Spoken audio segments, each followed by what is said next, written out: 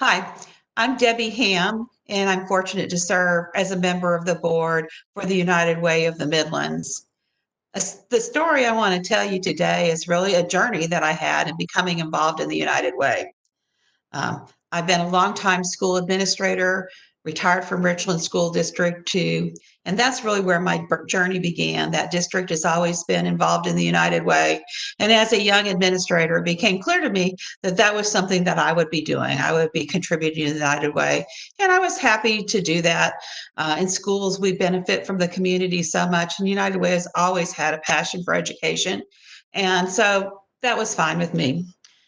A little bit later, though, something took me one step further in my conviction that giving to the United Way was a significant way to make a difference. I was fortunate to be invited to a meeting where the Central Carolina Community Foundation and the United Way were reporting on a study that they had done of the Midlands community and the kinds of needs that the community had. And I remember there was housing and medical services and transportation that showed up as key issues. And it mattered to me, I'm a researcher by training, that people really were using data to focus on the real and most pressing needs of the community. And that furthered my conviction that the United Way was a good thing to do because the dollars that they spend make a difference. That sort of took me to third layer of my journey, the third phase of the journey, and that was finding out just how in depth the United Way goes to look at the outcomes of the programs that it supports. They have an impact committee that looks at the impact, surprisingly, of the programs that are funded. The next, and maybe the most significant leg of my journey, what involved Mercy, Mental Illness Recovery Centers, Inc.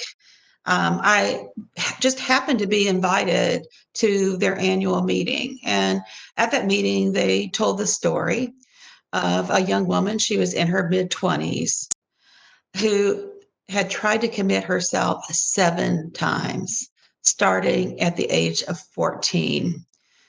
She had been suicidal.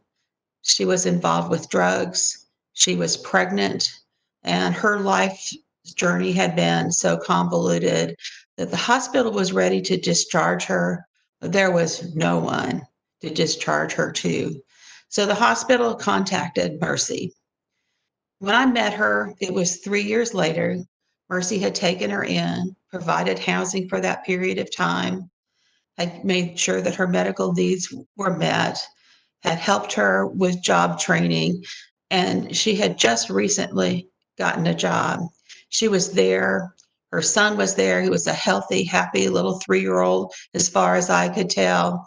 Not only had she gotten a job, but she had finally earned enough money that she was able to buy a car that let her get to work. And she seemed genuinely happy.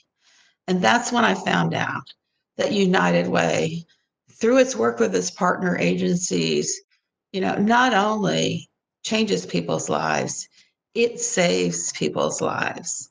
There are very few other agencies like the United Way that are able to bring together partnerships and community resources in a way that increase the impact that they have on people's lives in incredible ways. If you want to have that kind of impact on folks, it's simple. Just make a donation to the United Way. They make sure your dollars are wisely spent. They improve people's lives and they save lives. My predisposition to giving to the United Way has become a real passion, and I hope it'll become yours too.